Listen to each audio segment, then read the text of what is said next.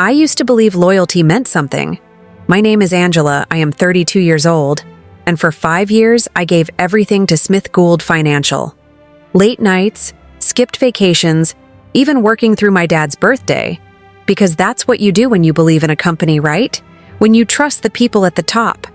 Roberto, my boss, always said I was his star employee. He'd clap me on the shoulder, tell me I was family, and promise me the promotion that never came. But I didn't complain. I just worked harder. While Gareth left at 5 on the dot, while Millie took 3-hour lunches, I stayed. While Joel and Naomi whispered about office politics, I kept my head down. And Ruth, the HR manager, she'd just smile and say, "Patience, Angela. Good things come to those who wait." So I waited. And I trusted. Right up until the moment Roberto handed me the folder that would destroy my life. I was reviewing the quarterly reports when I saw it. The numbers didn't match. At first, I thought I'd made a mistake, so I checked again and again. The discrepancy was still there. $250,000. Missing. I pulled up last month's files. Same thing. Different amounts. But the pattern was clear. Money was moving where it shouldn't. I took the files to Gareth in accounting. "Hey, can you take a look at this? Something's off." Gareth scanned the documents. His face changed. "Where'd you get these?" "From our shared drive." "Why?" He closed the file. "You should talk to Roberto." That afternoon, I knocked on Roberto's door. "We need to talk about the Q2 reports." Roberto didn't look up from his computer. "What about them?" "There are inconsistencies. Large ones." Finally, he met my eyes. "What exactly are you suggesting?" "I'm not suggesting anything. I'm just saying the numbers don't—" "Let me stop you right there." Roberto stood up. "You're a great analyst, Angela, but you're not in auditing. Stick to your lane." I left his office. But that night, I stayed late. I copied every suspicious file I could find, because now I knew for sure. This wasn't a mistake, and Roberto knew it too. Act 1, Scene 3, The Setup. The next morning, I arrived to find security at my desk. 2 men in suits I'd never seen before were going through my files. "Angela Smith?" the taller one asked. "Yes?" "We need to speak with you. Now." They led me to the conference room where Ruth from HR sat waiting. The company CFO was there too, and Roberto, staring at me like we'd never met. "Your login was used last night to transfer company funds," the CFO said. $500,000. Gone. I felt my stomach drop. "That's impossible. I didn't—" Ruth slid a paper across the table. "These are the transaction records. Your credentials.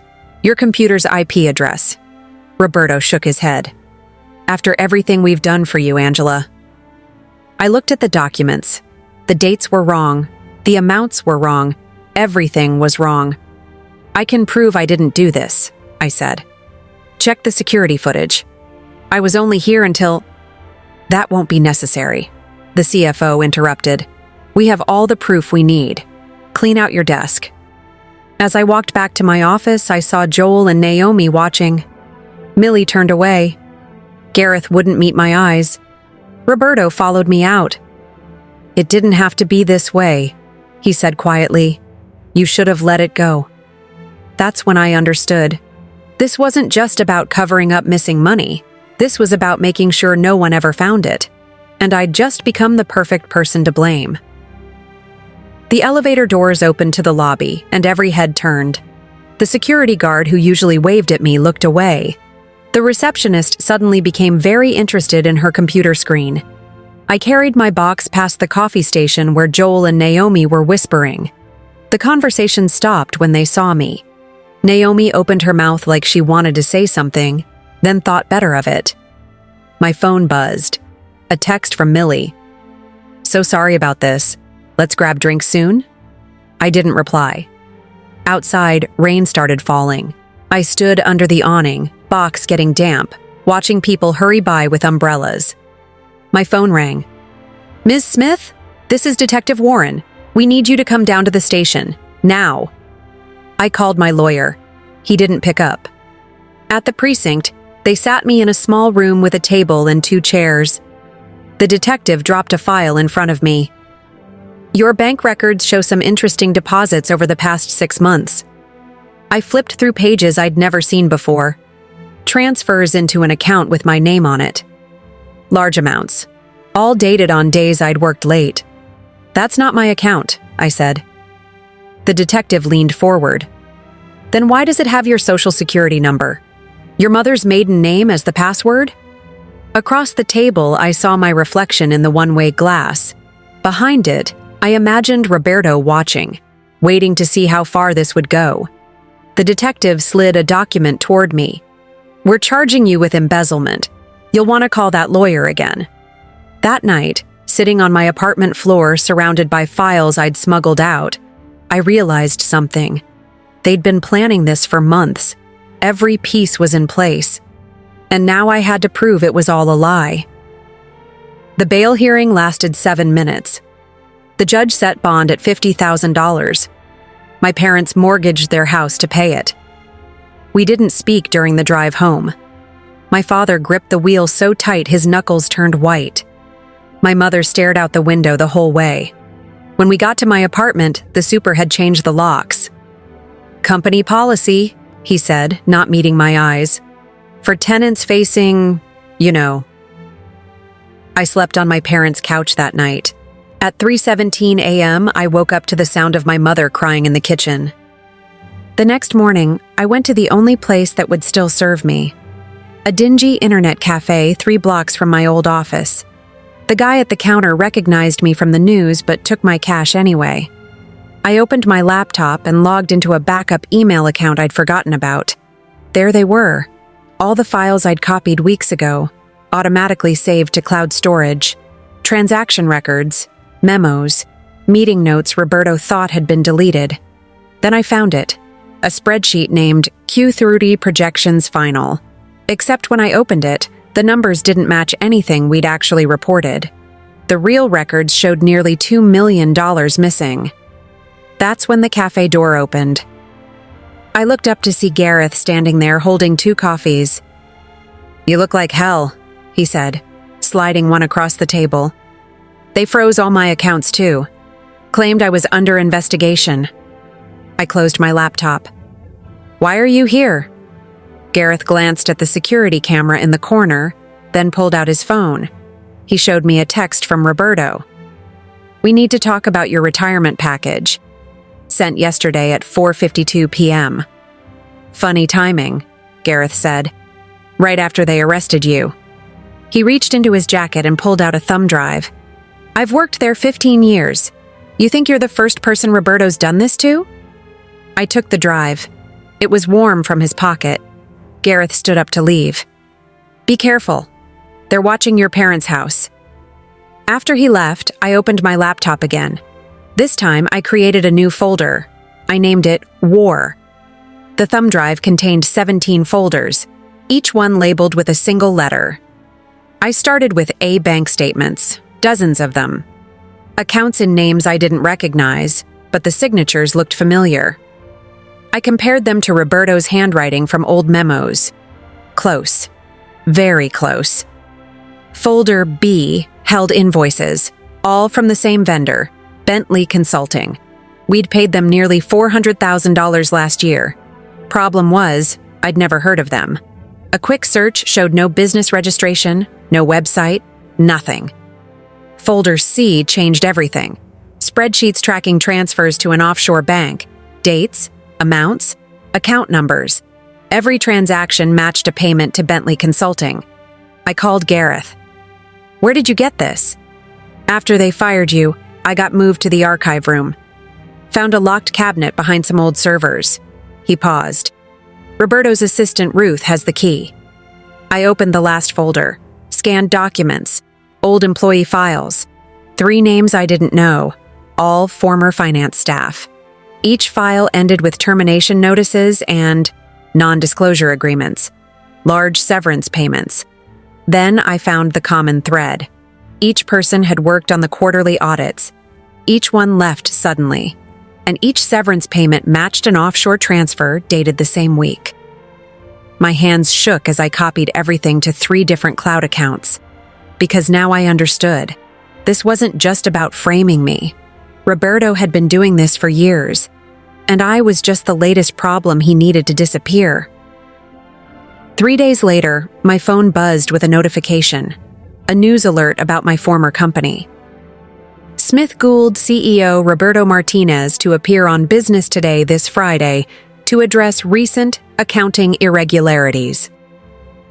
I clicked the link. The article quoted Roberto saying he wanted to set the record straight about the missing funds, that he'd been shocked to discover the embezzlement, that the company was fully cooperating with authorities. I called Gareth immediately. "Have you seen this?" "Yeah," he said. "They're doing damage control. Stock price dropped 18% since your arrest." I pulled up the company's investor site. The numbers didn't match what I'd seen in the offshore accounts. Not even close. Then I noticed something else. The TV interview was scheduled for Friday at 3 p.m., the same time as the quarterly earnings call. Why would he do both at the same time? I asked. Gareth was quiet for a moment. Unless he's planning something bigger. I stayed up all night cross-referencing dates. Every major transfer coincided with either an earnings report or a media appearance. Roberto wasn't just stealing money, he was using the spotlight to cover his tracks. And now, he was about to do it again. On national television, with me taking the fall. I opened my laptop and started drafting an email. This time, I wouldn't be the only one watching. The email was ready to send. Every piece of evidence attached. Every discrepancy highlighted. All I needed was one final document, the original audit from last quarter. I still had my old login credentials. A long shot, but worth trying. At 2 a.m., I logged into the company server through a proxy. The system accepted my password. I searched for the audit files. They were there, protected behind an extra firewall. I tried Gareth's login next. His credentials still worked too. The progress bar crept forward as the files downloaded. 10%, 20%. Then, a pop-up appeared.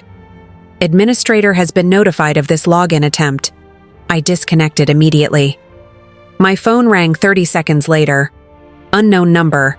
I let it go to voicemail. A robotic voice said, "This is Smith Gould IT Security. We've detected suspicious activity on your account. Please contact..." I deleted the message. 10 minutes later, Gareth texted, "They just locked me out of everything. Changed all the passwords." I checked the download. It had stopped at 87%, but it was enough. The partial files showed what I needed. The original numbers before Roberto altered them. The real profits. The actual losses. Then my laptop screen flickered. The cursor moved on its own. Someone was trying to access my computer remotely. I yanked out the Ethernet cable. Too late. A message appeared in plain text across my screen. "We know where you are." I grabbed my laptop and ran. They'd found me. And Friday's interview was only 36 hours away.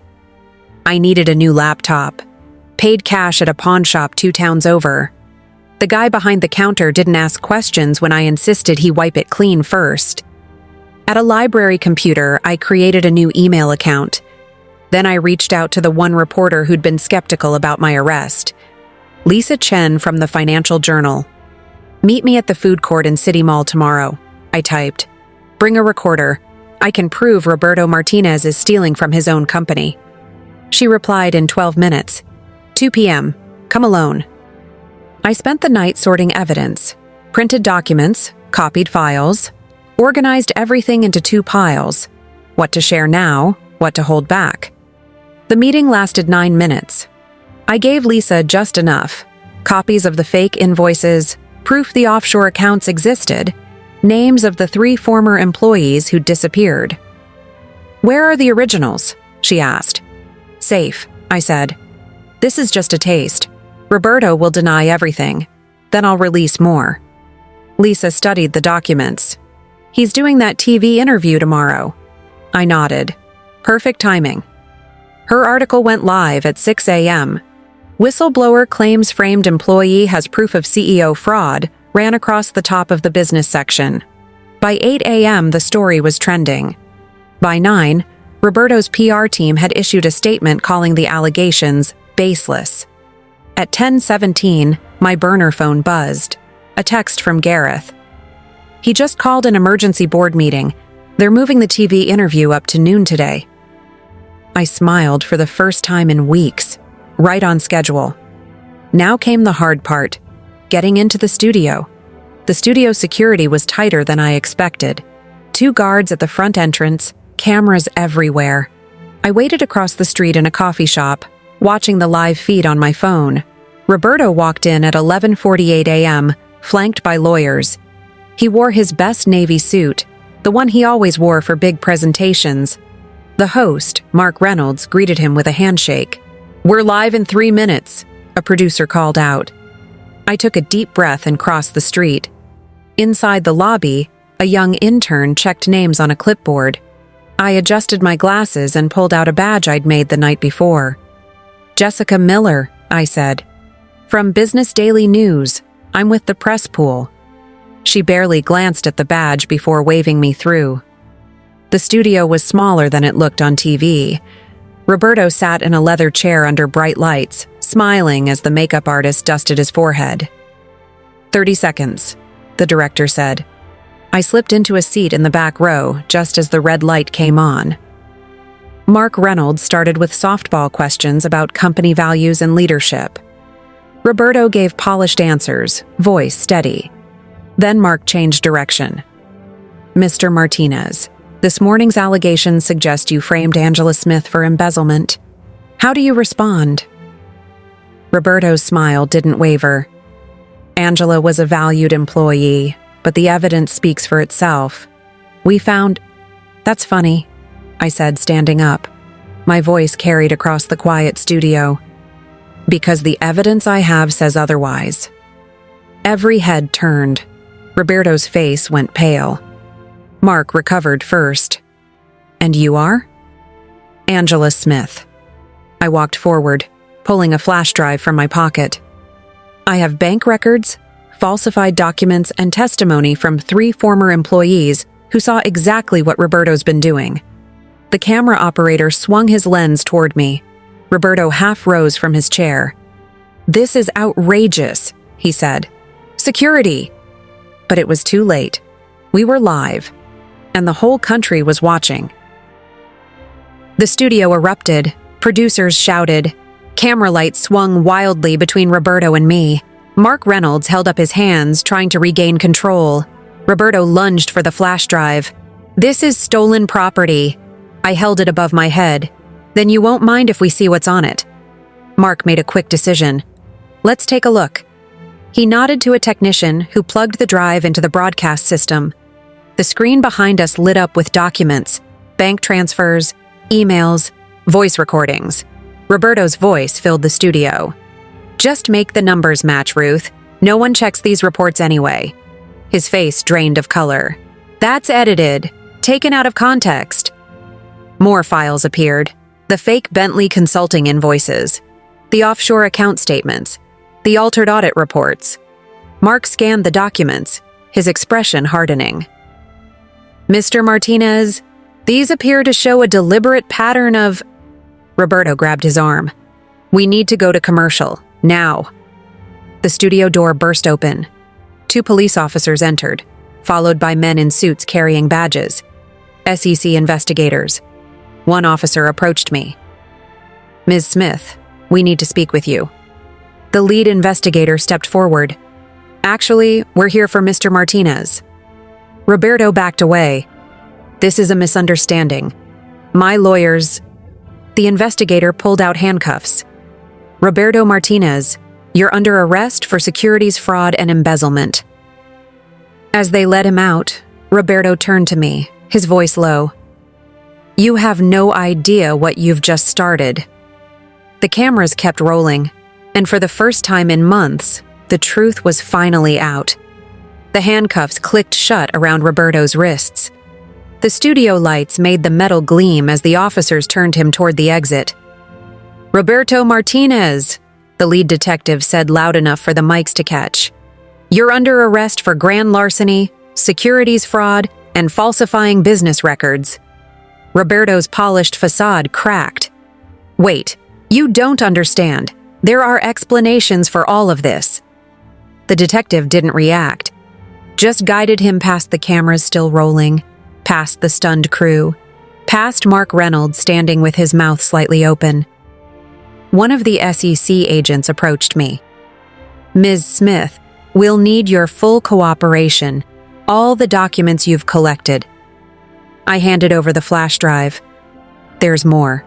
Witnesses, paper trails, 3 other employees who tried to come forward. Across the room, Roberto strained against the officers holding him. "Angela, you think this is over? You have no idea who you're dealing with." The detective tightened his grip. "That's enough." They marched him out. The studio doors swung shut behind them. Silence. Then the room exploded into noise. Reporters shouting questions, producers calling their news desks, the director yelling to keep rolling. Mark turned to me. "Would you like to make a statement?" I looked straight into camera 1. The red light glowed. Live. "6 weeks ago," I said, "Roberto Martinez framed me for crimes he committed. Today, everyone finally sees the truth." My phone buzzed. A text from Gareth. "Check the company stock price." I pulled it up. Down 43%. Trading halted. The SEC agent nodded at me. "We'll need you downtown to give a full statement, but first..." He reached into his pocket and handed me a card. "The DA wants to discuss immunity for your cooperation." I took the card. Because this wasn't just about clearing my name anymore. It was about making sure Roberto never destroyed anyone else's life again. And I had everything I needed to finish this. The lawsuit took 11 months. My lawyer warned it could drag on for years. But then the SEC released their findings. Roberto had stolen nearly $27 million. The fake invoices, the offshore accounts, the doctored reports, all confirmed. The company settled quickly after that. The check arrived on a Tuesday, 7 figures. Enough to start over. Gareth called that afternoon. They're liquidating assets. The whole finance department's being restructured. I scrolled through the business news. Smith Gould's stock had collapsed. The board had resigned. The offices were being sold. "Remember Roberto's corner office?" Gareth asked. "With the view of the river? They're auctioning everything inside." I hung up and opened my laptop, found the liquidation company's website, scrolled through listings, executive desk, leather chairs, artwork. Then I saw it, the brass nameplate from Roberto's door. Current bid, $120. I entered $500, because some things were worth paying for. The next morning, I incorporated my own consulting firm, filed the paperwork myself. When they asked for the company name, I didn't hesitate. Truth First Financial. The first client called that afternoon. A mid-sized tech company worried about their accounting practices. "We saw what you did," the CEO said. "We need someone who won't look away."